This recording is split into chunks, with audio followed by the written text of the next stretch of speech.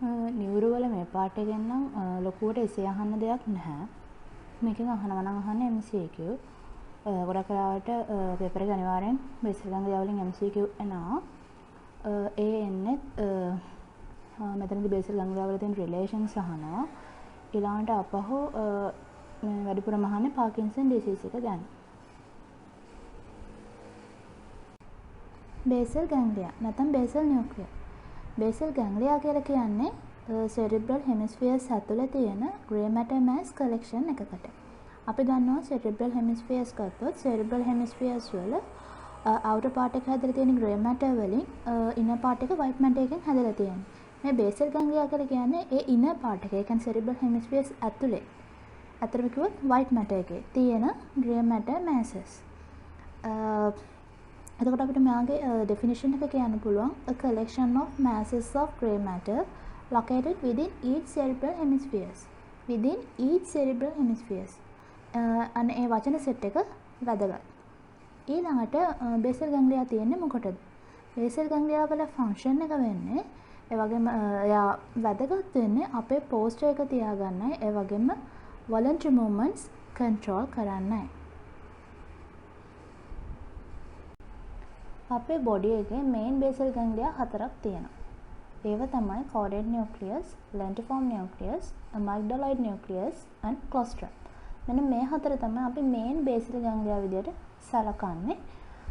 ඊට පස්සේ මේ basal ganglia වල function එකට relate වෙන හැබැයි අපි basal ganglia විදිහට සලකන්නේ නැති structures දෙකක් තියෙනවා. ඒ දෙක තමයි subthalamic nucleus එකයි ඒ වගේම substantia nigra එකයි.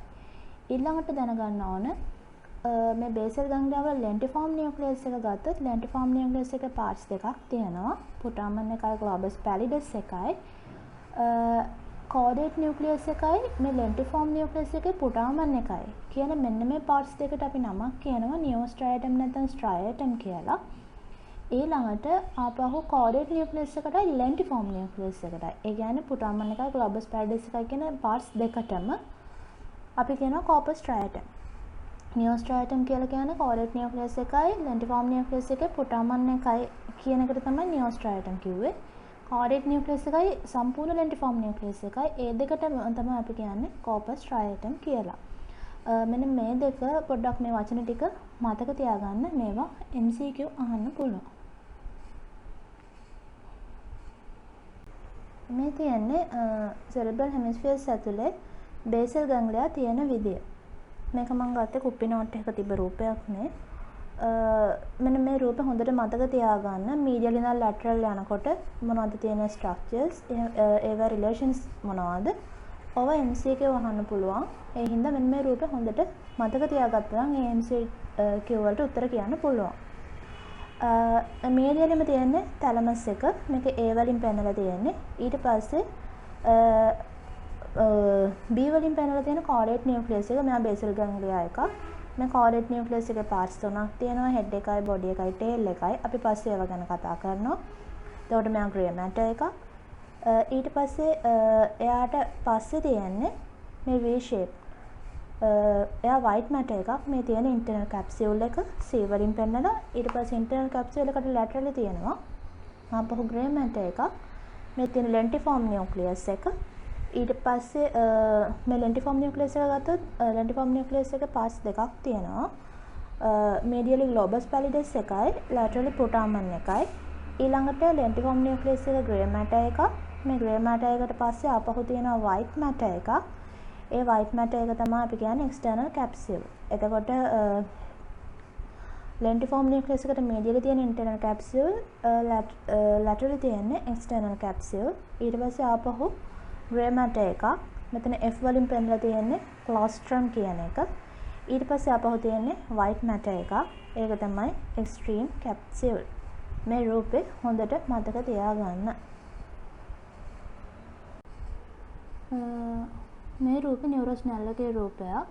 නියුරෝස්නල් එකේ තියෙන රූප මතක තියාගන්න බලන්න. ඒවෙන් ගොඩක් රිලේෂන්ස් මතක තියාගන්න එක ලේසි. මේක ස්පොට්ස් අහන්නත් පුළුවන්. ඒ නිසා මේ රූපේ හොඳට බලා ගන්න.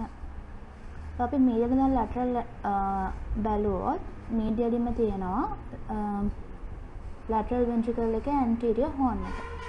ඊට පස්සේ ඒ lateral ventricle එක anterior horn එකට laterally තියෙනවා head of the caudate nucleus. ඊට පස්සේ white matter එක internal capsule එක. ඊට පස්සේ ආපහු grey matter එකක් lentiform nucleus එක මේ තියෙන්නේ. lentiform nucleus එකේ parts දෙකක් තියෙනවා කිව්වා. medially globus pallidus එකයි laterally putamen එකයි. ඊට පස්සේ ආපහු තියෙන white matter එකක්. ඒ තියෙන external capsule. ඊට පස්සේ ආපහු grey matter එකක්. එයා claustrum. ඊට පස්සේ එයාට laterally තියෙන extreme capsule. මේක නම් මාක් කරලා නැහැ. ඊට පස්සේ extreme capsule එකට එළියෙන් තියෙනවා insular cortex එක. මේ රූපේ හොඳට මතක තියාගන්න. මෙන්න මේ තියෙන රිලේෂන්ස් වලින් MCQ අහනවා. මේ අහන රිලේෂන්ස් වලින් අහන MCQ වලට රූප මතක තියාගත්තම උත්තර දෙන එක ලේසි. කලින් කතා කරපු රූපේ තිබුණ horizontal section එක. මේ තියෙන්නේ coronal section එකක්. එතකොට මේ coronal section එකේ බැලුවොත් මේකෙත් medially තියෙන lateral ventricle එක, ඊට පස්සේ caudate nucleus එක, ඊට laterally තියෙනවා, ඊට පස්සේ internal capsule එක, ඊට පස්සේ lentiform nucleus එක, external capsule, claustrum, extreme capsule, ඒ වගේම insular cortex එක. අර අපි කලින් කතා කරපු විදිහටම තමයි ඒ relations ටික තියෙන්නේ. මේ coronal section එකේ බලන්න අපිට amygdaloid nucleus එකක් පේනවා. මේ amygdaloid nucleus එක තියෙන්නේ temporal lobe එකේ. හරි. අපි ඉස්සෙල්ලාම බලමු corpus striatum එකයි neos striatum එකයි ගැන. corpus striatum එක කියලා කිව්වේ මොකද්ද? corpus striatum එක කියලා කියන්නේ caudate nucleus එකයි lentiform nucleus එකයි. මෙන්න මේ දෙකේ collection එකකට තමයි අපි කියන්නේ corpus striatum එක කියලා. මේ caudate nucleus එකයි lentiform nucleus එකයි කියන දෙකම නැත්නම් corpus striatum එක තියෙන්නේ thalamus එකට laterally. අපි අර කලින් කතා කරපු රූප ඔයාලට මතක නම් මතක ඇති ඒ ඔක්කොම තියෙන්නේ thalamus එකට laterally තමයි තියෙන්නේ. ඊළඟට මේ caudate nucleus එකයි lentiform nucleus එකයි කියලා කියන්නේ මේ දෙන්නම grey matters. මේ grey matters දෙක separate කරන white matter එකක් තිබුණා. ඒ තමයි internal capsule එක. internal capsule එක කියලා කියන්නේ මොකද්ද? internal capsule කියලා කියන්නේ white matter එකක්. cerebral hemispheres ඇතුළේ තියෙන white matters ගැන අපි වෙනම කතා කරනවා. ඒ යටතේ තමයි අපි internal capsule එක ගැන කතා කරන්නේ. internal capsule එක එන්නේ projection fibers විදියට. projection fibers වලින් නැත්නම් මේ internal capsule එකෙන් කරන්නේ brain stem එකේ ඉඳලා cerebral cortex එකටයි එහෙම නැත්නම් cerebral cortex එකේ ඉඳන් brain stem එකටයි informations ගෙන යන එක. එතකොට internal capsule එකේ මේ caudate nucleus එකයි lentiform nucleus එකයි separate කරනවා. ඊළඟට අපි මේකට corpus striatum කියන නම ඇවිල්ලා තියෙන්නේ මෙයාට striated appearance එකක් තියෙන නිසා. ඊට පස්සේ neostriatum එක ගැන බැලුවොත් neostriatum නැත්නම් striatum නිකම් striatum කිව්වත් ඒ කියන්නේ neostriatum එක ගැන. මේකට එන්නේ caudate nucleus එකයි lentiform nucleus එකේ එක part එකකුයි. ඒ part එක තමයි putamen. ඒතකොට caudate nucleus එකයි putamen එකයි කියන collection එකට තමයි neostriatum නැත්නම් striatum කියලා කියන්නේ. අපි මේ දෙන්නව විතරක් එකට consider කරන්න reasons තියෙනවා.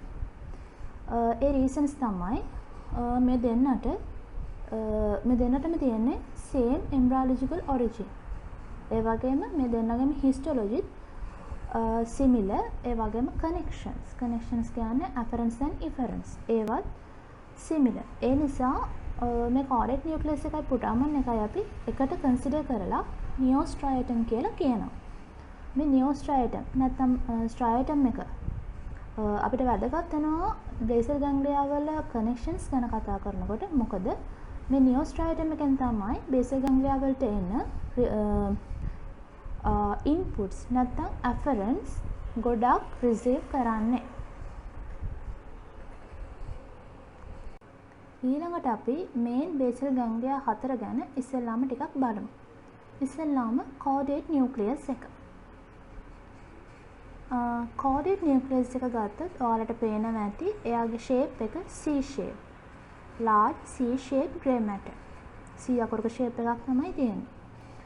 එතකොට මෙයාගේ relations බලන්න medially තියෙන thalamus එක, laterally තියෙන්නේ internal capsule එක. ඒ වගේම මෙයා closely relate වෙනවා lateral ventricle එකට. මම ඊළඟ slide එකේදී ඒ relations ගැන explain කරන්නම්. ඊට පස්සේ බලන්න මේ caudate nucleus එකට parts තුනක් තියෙනවා. head එකයි, body එකයි, tail එකයි. head එක ගත්තොත් මේ head එක inferiorly lentiform nucleus එකේ putamen එකත් එක්ක continuous වෙනවා.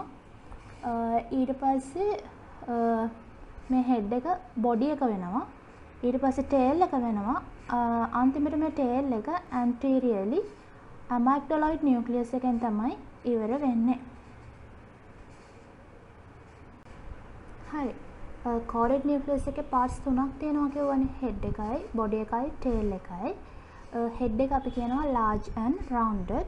large rounded head එකක් තියෙන්නේ. එයා inferiorly continuous වෙනවා. putamen of the lentiform nucleus එකත් එක්ක.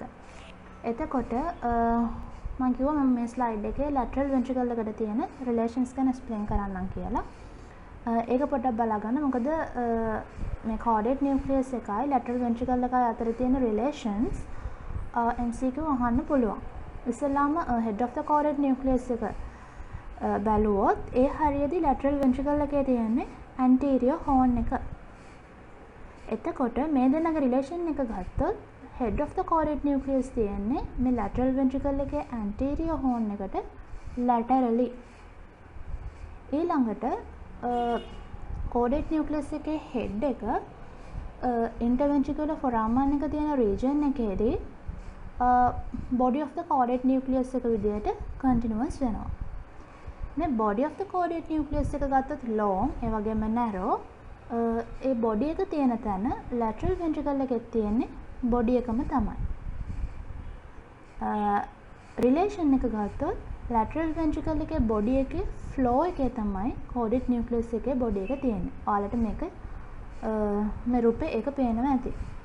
ඊට පස්සේ මේ body of the caudate nucleus එක මේ තියෙන thalamus එකේ posterior end එක වෙනකොට tail එක විදියට තමයි continuous වෙන්නේ caudate nucleus එකේ.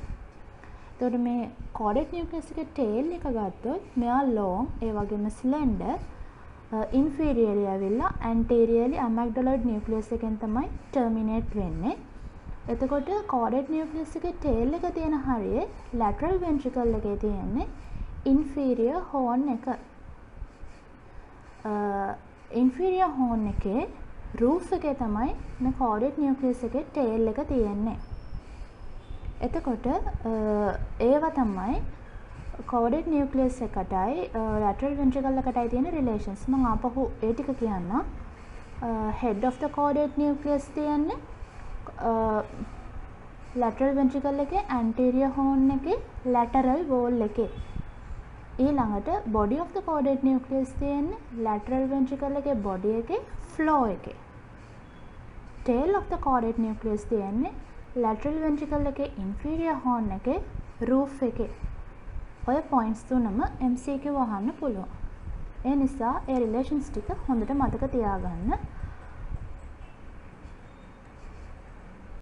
ඊළඟට අපි බලමු lentiform nucleus එක ගැන. lentiform nucleus එක කියලා කියන්නේ wedge shape gray matter එකක්. මෙයාගේ shape එක wedge shape කියලා කියනවා. wedge shape නම් එයාට apex එකකුයි base එකකුයි තියෙනවා. මෙයාගේ apex එක තියෙන්නේ medially direct වෙලා base එක තියෙන්නේ laterally. එතකොට මේ base එක බලන්න broad ඒ වගේම convex. ඊළඟට මෙයාගේ relations ටික චුට්ටක් බලන්න. මෙයාට medially laterally තියෙන structures. lentiform nucleus එකට medially තියෙන structures වෙන්නේ internal capsule එක තියෙනවා. ඊට පස්සේ caudate nucleus එක තියෙනවා. thalamus එක තියෙනවා. එතකොට ඒව තමයි medial relations වෙන්නේ. lateral relations බැලුවොත් immediately laterally තියෙන්නේ external capsule එක. ඊට පස්සේ claustrum එක, extreme capsule එක, ඊට පස්සේ insular cortex එක. එතකොට ඒව තමයි lentiform nucleus එකේ relations වෙන්නේ. ඒව MCQ අහන්න පුළුවන්. ඊළඟට මේ lentiform nucleus එකේ parts දෙකක් තියෙනවා. putamen එකයි globus pallidus එකයි. මේකේ globus pallidus එක තියෙන්නේ medially. එයා putamen එකට වඩා color එකෙන් බැලුවොත් pale color එකක් තමයි තියෙන්නේ. ඒ වගේම medially තමයි තියෙන්නේ. pale color එකක් තමයි තියෙන්නේ. පුටාමන් එක ගත්තොත් පුටාමන් එක laterally තියෙන්නේ. එයා globus pallidus එකට වඩා large. ඒ වගේම color එකෙන් dark. මෙන්න මේ color change එකට reason එකක් තියෙනවා. lentiform nucleus එක ගත්තොත් මෙයා grey matter එකක් නේ. grey matter එකක් උනාට මේක ඇතුලේ white matters තියෙනවා. ඒ කියන්නේ nerve fibers. මේ පුටාමන් එකට වැඩිය globus pallidus එක ඇතුලේ තියෙන myelinated nerve fibers වැඩි කියලා කියනවා. ඒ නිසා තමයි පුටාමන් එකට වැඩිය globus pallidus එක අපිට pale color එකකින් පේන්නේ. මෙන්න මේ color change එක අපිට හොඳට identify කරගන්න පුළුවන්. ඒ නිසා මේක spot අහන්න පුළුවන්.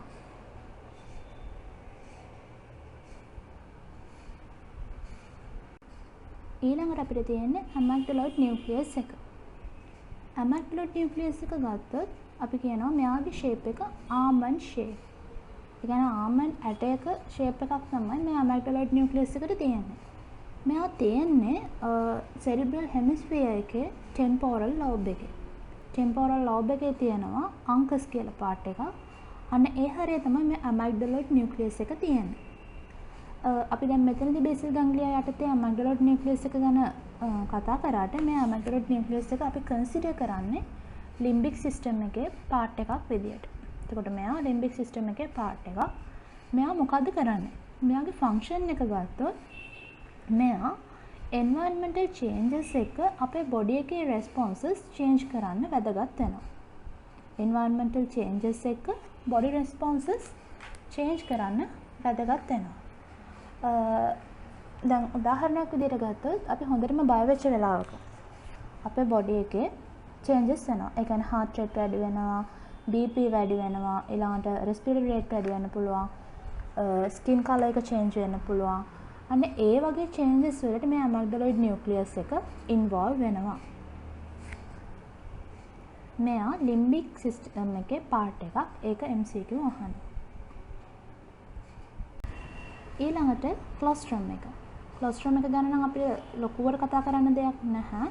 මේ colostrum එක කියලා කියන්නේ grey matter sheet එකක්. අපි කියනවා thin sheet of grey matter. එතකොට මෙයාව lentiform nucleus එකෙන් separate කරලා තියෙන්නේ external capsule එකෙන්. ඊට පස්සේ මෙයාට laterally තියෙනවා extreme capsule එකයි. ඊට පස්සේ insular cortex එක. මෙයාගේ function එක ගන්න ගත්තොත් අතරම අපි කියන්නේ මෙයාගේ function එක unknown කියලා. අපි දැන් main basal ganglia 4 ගැන කතා කරලා ඉවරයි. ඊට පස්සේ අපි කිව්වා main basal ganglia 4ට අමතරව අපි basal ganglia විදිහට consider කරන්නේ නැති වුණාට එයාලගේ function එකට related structures දෙකක් තියෙනවා කියලා. ඒ දෙක තමයි subthalamic nucleus එකයි substantia nigra එකයි. මේ දෙක ගැන අපි පොඩ්ඩක් බලමු. subthalamic nucleus එක තියෙන්නේ thalamus එකට පහළින්. ඒ නිසා තමයි යාට subthalamus කියලා කියන්නේ. subthalamic nuclei. ඊට පස්සේ substantia nigra එක ගත්තොත් substantia nigra එක තියෙන්නේ mid brain එකේ. අපි දන්නවා mid brain එකේ parts තුනක් තියෙනවා. tegmentum, tegmentum, crus cerebri කියලා. එතකොට මෙයාගේ tegmentum එකයි crus cerebri එකයි separate කරගෙන තමයි pigmented band එකක් විදිහට මේ substantia nigra තියෙන්නේ. මෙයාගේ මේ pigmentation එකට reason එක වෙන්නේ මේ substantia nigra එකේ තියෙන neurons වල cytoplasm එකේ melanin concentration එක වැඩි. ඒ නිසා මේක pigmented layer එකක් විදිහට අපිට පේනවා. මේක හොඳට identify කරගන්න පුළුවන් නිසා spots අහන්න පුළුවන්.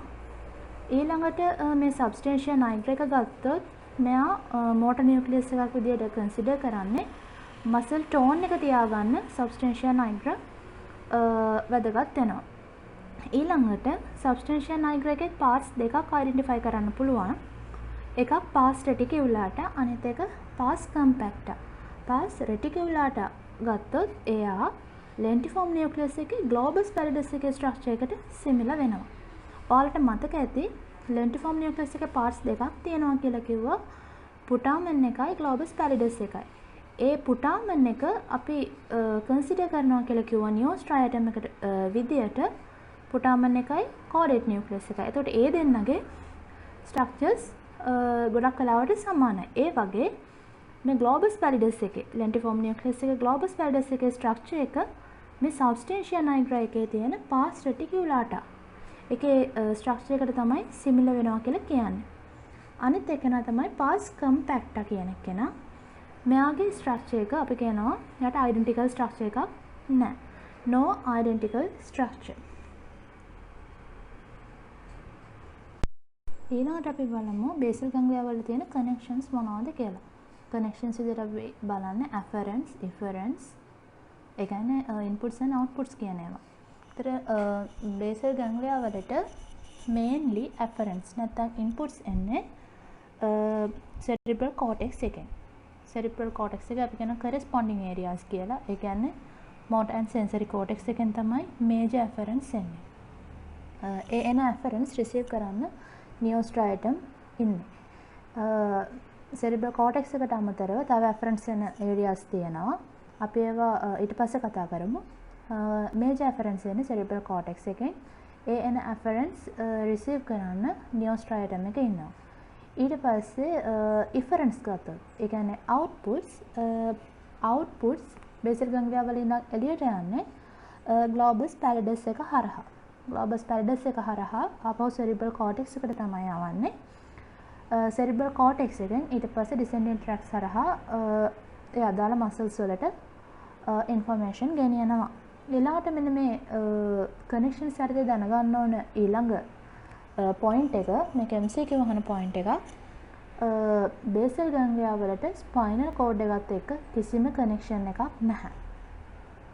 බේසල් ගැන්ග්ලියා වලට ස්පයිනල් කෝඩ් එකත් එක්ක කිසිම කනෙක්ෂන් එකක් නැහැ. ඒ නිසා මේ බේසල් ගැන්ග්ලියා වලින් ඩිසෙන්ඩින් ට්‍රැක්ස් කන්ට්‍රෝල් කරන්න යන්නේ නැහැ. මම මේ ස්ලයිඩ් එක දැම්මේ බේසල් ගැන්ග්ලියා වල තියෙන කනෙක්ෂන්ස් හොඳට පෙන්වන්න ඕන නිසා. මං කලින් කිව්වා බේසල් ගැන්ග්ලියා වලට afferents එනවා. ඒ afferents receive කරන්නේ neostriatum එකෙන් කියලා. එතකොට මේ neostriatum එකට afferents වෙන main areas 4ක් තියෙනවා. ඒකෙනොත් වැඩිපුරම afferents එන්නේ මෙන්න මේ sensory and motor cortex එකෙන්. sensory and motor cortex එක තමයි major afferents ගේන්නේ neostriatum එකට. එතකොට මෙන්න මේකේ මේ එන ෆයිබර්ස් වලට අපි කියනවා කෝටෙක්ස් එකේ ඉඳන් ස්ට්‍රයියටම් එකට එන නිසා corticostriate fibers කියලා. මෙතන මේ simple A වලින් පෙන්නලා තියෙන්නේ corticostriate fibers. එතකොට මෙන්න මේ fibers වලින් release වෙන neurotransmitter එකක්. මේක excitatory neurotransmitter එකක්. ඒක glutamate. ඊළඟට ආපහු neostriatum එකට afferents එනවා thalamus එකේ ඉඳලා. thalamus එකේ ඉඳන් neostriatum එකට එන fibers වලට අපි කියනවා thalamostriate fibers. thalamus එකේ ඉඳන් striatum එකට එන නිසා thalamostriate fibers. මේක B වලින් පෙන්නලා තියෙන්නේ ඒක. thalamus එකේ තියෙන මේ interlaminar nucleus එකේ ඉඳන් තමයි මේ afferents එන්නේ. ඊට පස්සේ brain stem එකේ ඉඳනුත් neostriatum එකට afferents එනවා. එන්නේ ඒ fibers වලට අපි කියනවා brain stem striate fibers. C කියලා කියන්නේ brain stem striate fibers. මෙතන release වෙනවා inhibitory neurotransmitter එක serotonin. ඊළඟට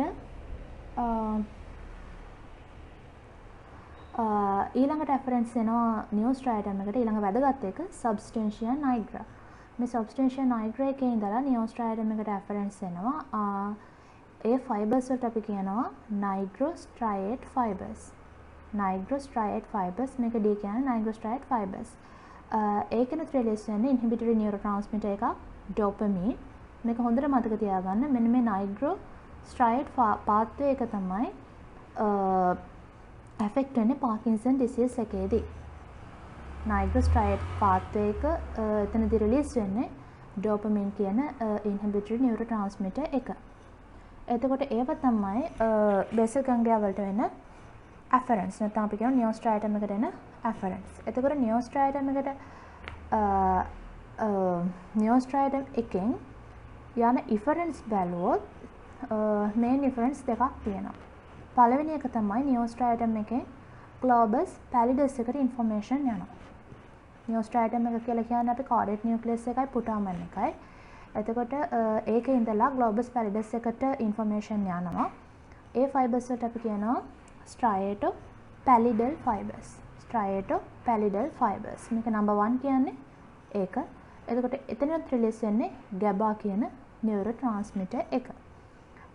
ඊට පස්සේ ඊළඟ ඉෆරන්ට් එක තමයි නියෝස්ට්‍රෑටම් එකේ ඉඳලා ආපහු සබ්ස්ටැන්ෂියා නයිග්‍රා එකට ඉෆරන්ස් යනවා. එතකොට බලන්න සබ්ස්ටැන්ෂියා නයිග්‍රා එකෙන් නියෝස්ට්‍රෑටම් එකට ඇෆරන්ස් යනවා. ඒ වගේම නියෝස්ට්‍රෑටම් එකේ ඉඳන් සබ්ස්ටැන්ෂියා නයිග්‍රා එකට ඉෆරන්ස් නුත් යනවා.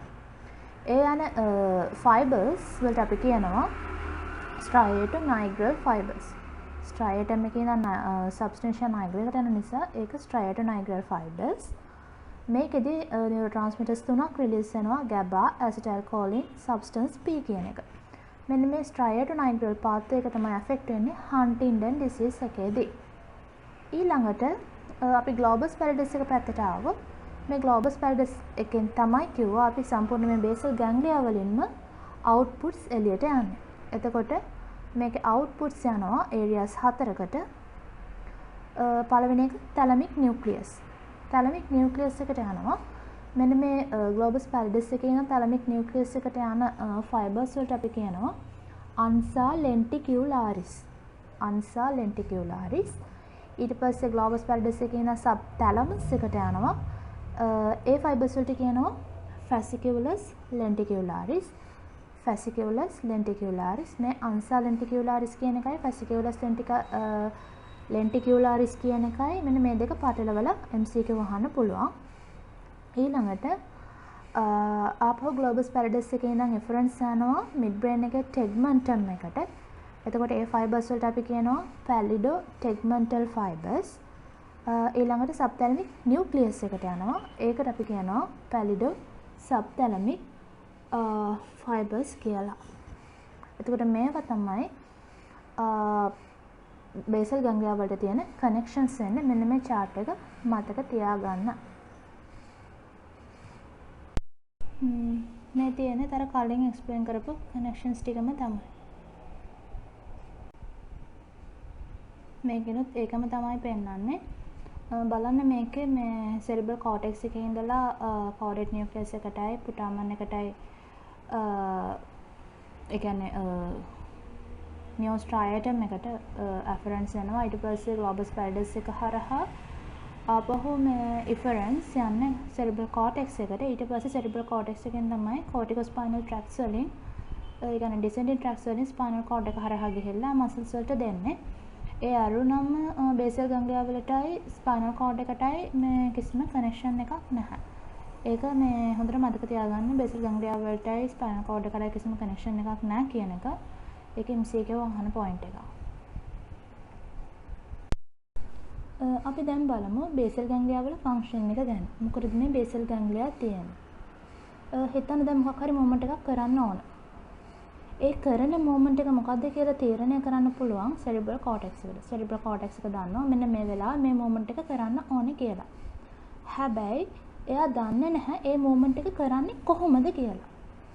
එයා දන්නවා මොකද්ද කරන්න ඕන මොමන්ට් එක කියලා. හැබැයි දන්නේ නැහැ කොහොමද මොමන්ට් එක කරන්නේ කියලා. එක්සැම්පල් එකක් විදිහට ගත්තොත් දැන් අපිට මොකක් හරි නෝට් එකක් ලියන්න ඕනේ. පෑනක් තියෙනවා මේස උඩ. අපි ඉස්සෙල්ලාම කරන්න ඕනේ මොකද්ද? ওই පෑන අපේ අතට ගන්න ඕනේ. දැන් මේ වෙලාවේදී සෙරිබ්‍රල් කෝටෙක්ස් එක දන්නවා ඉස්සෙල්ලාම කරන්න ඕනේ පෑන අතට ගන්න එක කියලා. ඒ වුණාට එයාට තේරෙන්නේ නැහැ මේක කරන්නේ කොහොමද කියලා. පෑන කොහොමද අතට ගන්න කියලා.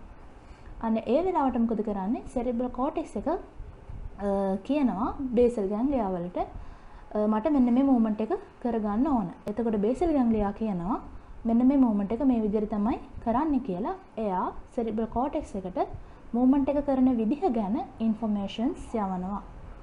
එතකොට කෙටියෙන් කිව්වොත් සෙරිබ්‍රල් කෝටෙක්ස් එක ඩිටර්මයින් කරනවා what is to be done. මොකද්ද කරන්න ඕනේ කියලා. හැබැයි එයා දන්නේ ඒක කොහොමද කරන්නේ කියලා. එතකොට බේසල් ගැන්ග්ලියා තමයි ඩිටර්මයින් කරන්නේ how it is to be done කියන එක. cerebral cortex එකෙන් what is to be done කියන එක ඩිටර්මයින් කරනකොට බේසල් ගැන්ග්ලියා වලින් තමයි how it is to be done කියන එක ඩිටර්මයින් කරන්නේ. මෙතනදී සෙරිබෙලම් එකත් වැදගත් වෙනවා. මොකද මොමන්ට්ස් වලදී කෝඩිනේෂන් එකක් තියෙන්න ඕන නිසා. ඊළඟට අපේ බේසල් ගැන්ග්ලියා වල මේන් ෆන්ක්ෂන්ස් ගත්තොත් බේසල් ගැන්ග්ලියා වලින් තමයි මස්කියුලර් මූවමන්ට්ස් කන්ට්‍රෝල් කරන්න පුළුවන්. කොහොමද කන්ට්‍රෝල් කරන්නේ? සෙරිබ්‍රල් කෝටෙක්ස් එක හරහා. මොකද මෙයාට ස්පයිනල් කෝඩ් එකයි ඩිසෙන්ඩින් ට්‍රැක්ස් වලටයි ඩිරෙක්ට් කනෙක්ෂන් එකක් නැහැ. ඒ නිසා මෙයා මේ මූවමන්ට්ස් කන්ට්‍රෝල් කරන්නේ සෙරිබ්‍රල් කෝටෙක්ස් එක හරහා. ඊළඟට මෙයාට පුළුවන් වොලන්ටරි මූවමන්ට්ස් රෙගියුලේට් කරන්නයි, ඒ වගේම මෝටර් ස්කිල්ස් ලර්නින් එකයි. ඊළඟට මොකක් හරි මූවමන්ට් එකක් කරනවා නම් ඒ මූවමන්ට් එකට එක ස්ට්‍රක්චර් එකක් නෙමෙයි අතරම ඉන්වෝල්ව් වෙන ස්ට්‍රක්චර්ස් කිහිපයක් ඉන්වෝල්ව් වෙනවා. ඒ නිසා මෙන්න මේ ඔක්කොම ස්ට්‍රක්චර්ස් රෙගියුලේට් කරලා කන්ට්‍රෝල් කරලා මූවමන්ට් එකට බොඩි එක ප්‍රිපෙයාර් කරනවා. ඊළඟට මෙයාට තව පුළුවන් අපේ පෝස්චර් එකයි ඒ වගේම මසල් ටෝන් එකේ ඉන්වොලන්ටරි ඇඩ්ජස්ට්මන්ට්ස් කරන්න. එතකොට මේවා තමයි බේසල් ගැන්ග්ලියා වල මේන් ෆන්ක්ෂන්ස් වෙන්නේ. අපි ඊළඟට බලමු බේසල් ගැන්ග්ලියා වල ඩිසෝඩර්ස් ගැන. බේසල් ගැන්ග්ලියා වල ඩිසෝඩර්ස් අපිට ටයිප්ස් දෙකක් යටතේ කතා කරන්න පුළුවන්. එකක් තමයි hyperkinetic disorders, අනිත් එක hypokinetic disorders. hyperkinetic disorders and hypokinetic disorders. hyperkinetic disorders කියලා කියන්නේ excessive abnormal movements. මේ දෙකේම එන abnormal movements තමයි hyperkinetic disorders වල එන්නේ excessive abnormal movements. එතකොට examples තමයි chorea, athetosis, hemibalismus කියන ඒවා. අපි මේවා ගැන වෙන-වෙනම කතා කරනවා. ඊළඟට hypokinetic disorders වලට ආවොත් hypokinetic disorders කියලා කියන්නේ lack or slowness of the movements. එතකොට මේකට examples තමයි bradykinesia and akinesia. bradykinesia කියලා කියන්නේ slowness of the movements. akinesia කියලා කියන්නේ absence of the movements.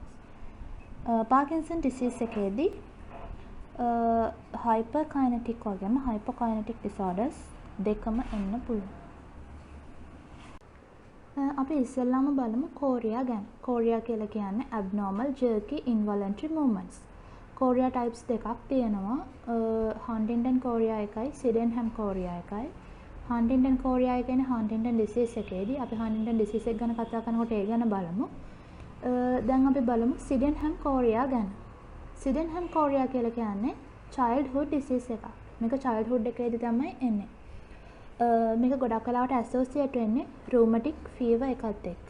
ඒත් Sydenham chorea කියලා කියන්නේ rapid irregular involuntary movements of limbs, face and trunk.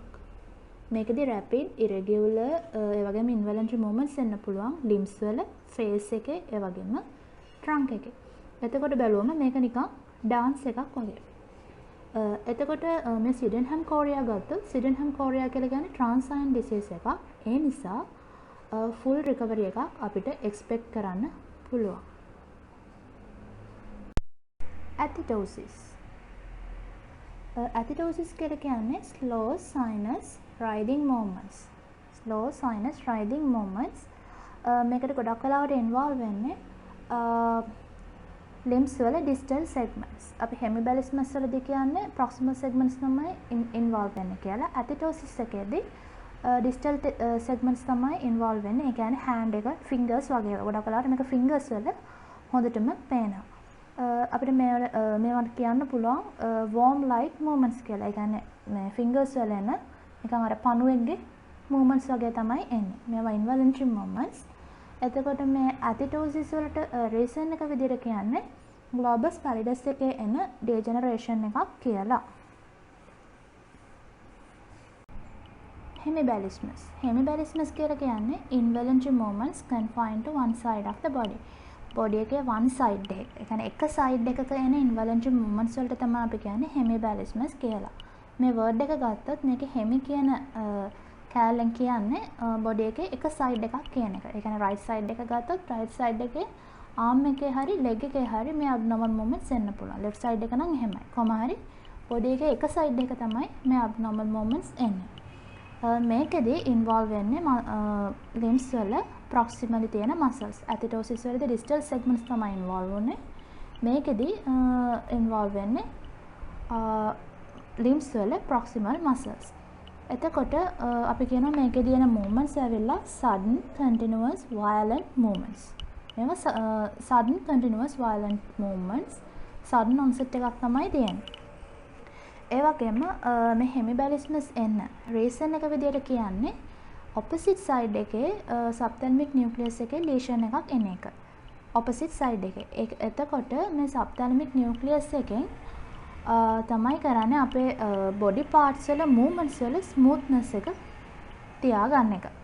එතකොට මේ subthalamic nucleus එකේ lesion එකක් ආවම hemibalismus එන්න පුළුවන්.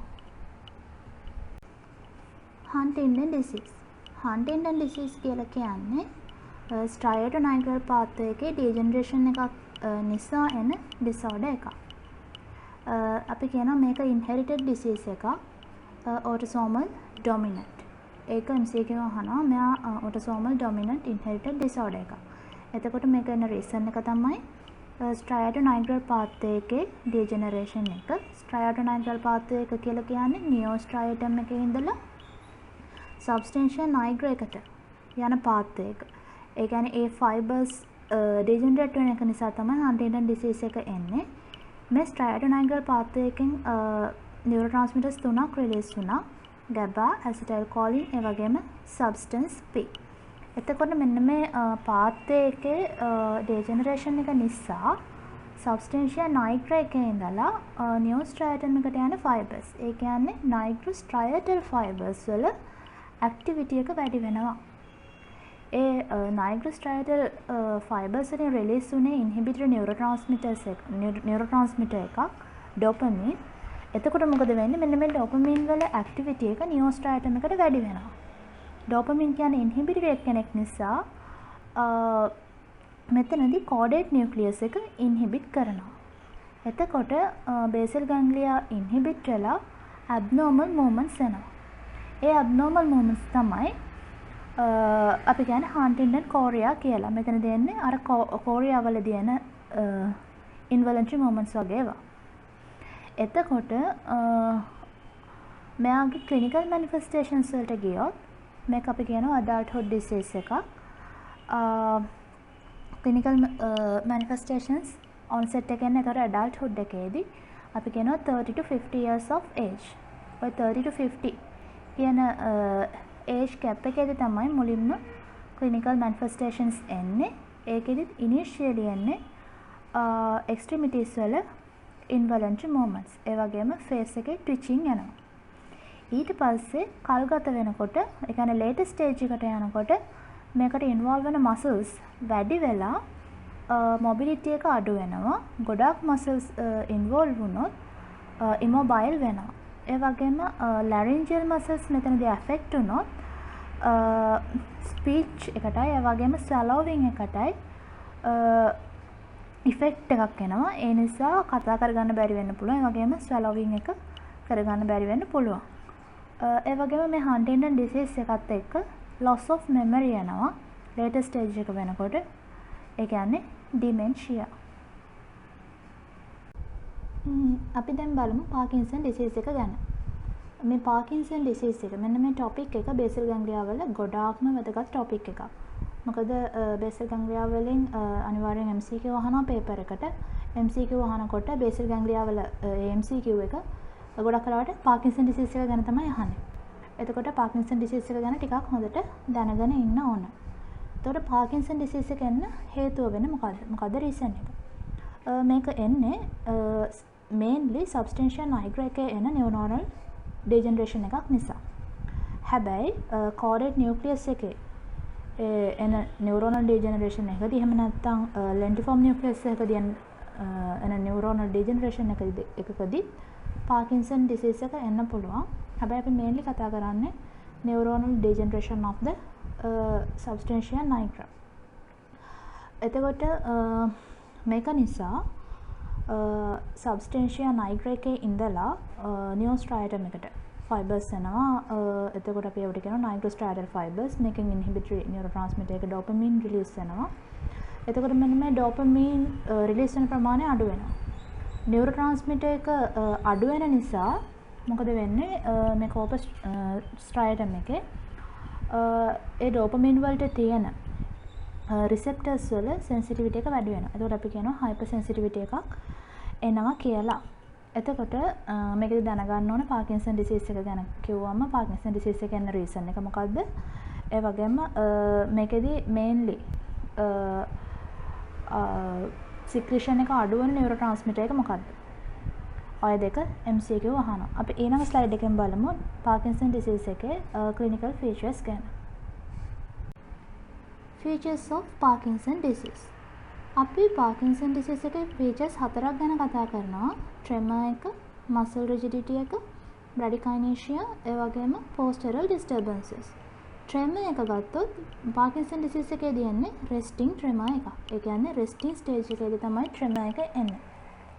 ඩියුරින් ස්ලීප් ඒ වගේම මොකක් හරි මූවමන්ට් එකක් කරන්න යනකොට මෙන්න මේ ට්‍රෙමර් එක ඩිසැපියර් වෙලා යනවා. මේ ට්‍රෙමර් එක වැඩි වෙන්න පුළුවන් මොකක් හරි ඉමෝෂනල් ස්ට්‍රෙස් එකක් ආවම. එතකොට මේ ට්‍රෙමර් එක රෙස්ටිං ට්‍රෙමර් කියලා කියන්නේ රෙස්ටිං ස්ටේජ් එකේදී එන ට්‍රෙමර් එක. ඊට පස්සේ අපි ආපහු ට්‍රෙමර් එකක් ගැන කතා කරනවා සෙරිබෙලර් ලීෂන් එකේදී. ඒ සෙරිබෙලර් ලීෂන් එකේදී එන ට්‍රෙමර් එකට අපි කියනවා ඉන්ටෙන්ෂනල් ට්‍රෙමර් කියලා. ඒ කියන්නේ මොකක් හරි මූවමන්ට් එකක් කරන්න යනකොට තමයි ට්‍රෙමර් එක එන්නේ. මේකෙදි මොකක් හරි මූවමන්ට් එකක් කරනකොට ට්‍රෙමර් එක නැති වෙලා යනවා. පාකින්සන් ඩිසීස් එකේදී එන රෙස්ටිං ට්‍රෙමර් එකේ.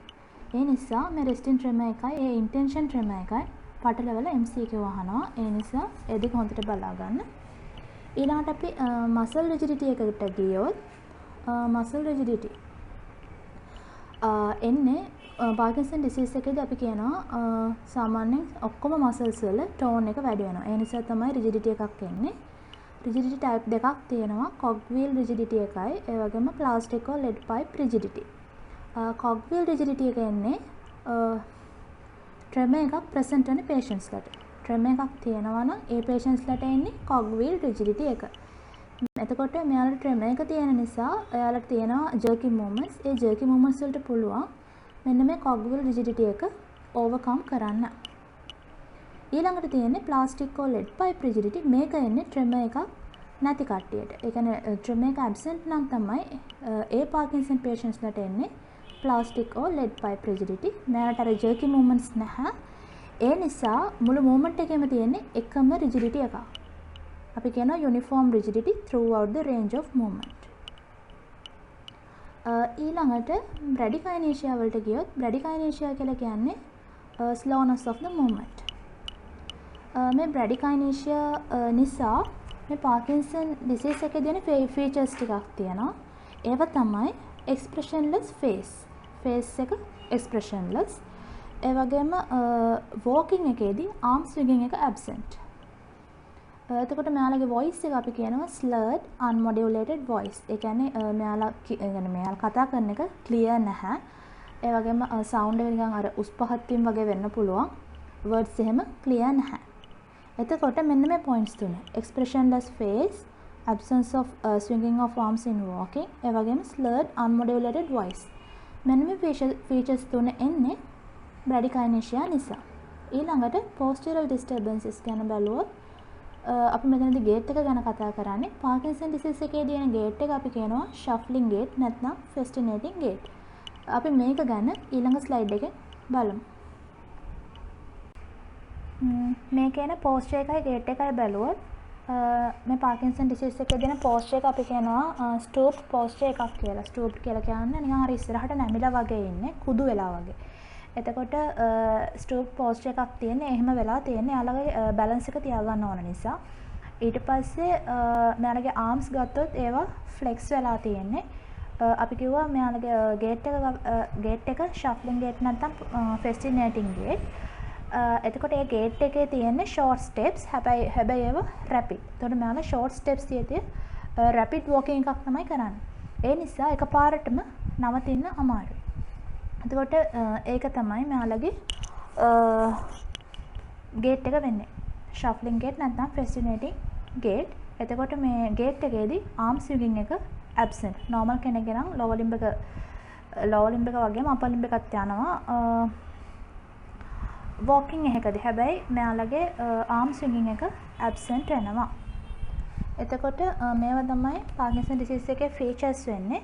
මේ features හතර තමයි එතකොට mainly අපි කතා කරන්නේ ට්‍රෙමර් එක, ඒක resting tremor එකක්. ඊට පස්සේ rigidity muscle rigidity types දෙකක් තියෙනවා කියලා කිව්වා. cogwheel rigidity එකයි tremor එක තියෙනවා නම් ඒක tremor එක absent නම් lead pipe rigidity ඊළඟට bradykinesia යන්න පුළුවන්.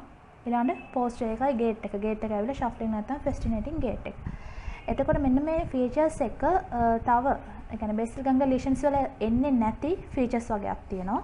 අපි බලමු ඒව මොනවද කියලා. මේවා basal ganglia lesions වල absent MCQ දෙනවා පටලවලා.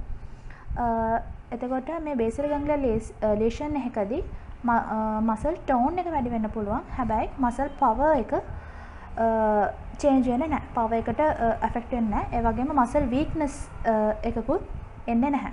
muscle weakness එකකුත් එන්නේ නැහැ. ඒ වගේම power එකටත් affect වෙන්නේ නැහැ. ඒ වගේම මෙයාලගේ tendon reflex එහෙම normal. sensation loss එකක් එහෙම එන්නේ නැහැ. muscle rigidity අඩු වැඩි වෙන්න පුළුවන්. ඔන්න ඔය වගේ features තියෙනවා Parkinson disease එකේදී එන්නේ නැති. ඒ features ටිකක් මතක තියාගන්න මොකද MCQ වහනවා. එතකොට Parkinson disease එකේ features ගැන කතා කරා. ඊළඟට treatment එක බැලුවොත් මේ treatments විදියට drug treatments දෙන්නත් පුළුවන්. ඒක හරියට නැත්නම් surgical treatments වලට යන්න පුළුවන්. drug එක විදියට අපි mainly දෙන්නේ dopamine agonists. dopamine agonist අපි දන්නවා Parkinson disease එකෙන් reason එක තමයි substantia nigra එකේ neuronal degeneration එක නිසා dopamine release වෙන ප්‍රමාණය අඩු වෙච්ච එක. ඒ නිසා අර dopamine අඩු වෙලා තියෙන නිසා dopamine agonist දුන්නම මේ dopamine level එක brain එකේ වැඩි කරන්න පුළුවන්.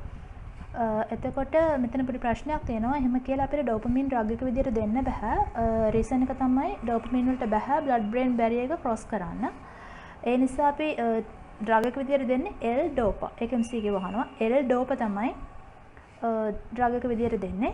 ඊට පස්සේ surgical treatments බැලුවොත් අපිට පුළුවන් human embryonic dopamine producing neurons transplantation එකක් කරන්න. එතනදී dopamine produce කරන neurons වල degeneration එකක් වෙලා තියෙන. එතකොට ඒ neurons transplant කරන්න පුළුවන් chorate nucleus එකයි putamen එකයි. ඊළඟට අපි මේ transplantation එකේදී auto transplantation එකක් කරන්නත් පුළුවන්. ඒ කියන්නේ තමන්ගේ body එකෙන්ම එක තැනකින් අරගෙන වෙන තැනකට transplant කරනවා කියන එක auto transplantation. ඒතර එතනදී අපිට මේ neurons ගන්න පුළුවන් suprarenal medullary cells වලින්. ඊට පස්සේ තව surgical treatment එකක් තියෙනවා. අපිට pallidotomy එකක් කරන්න පුළුවන්. එතකොට මේවා තමයි Parkinson disease ගැන අපි දැනගෙන ඉන්න ඕන points වෙන්නේ.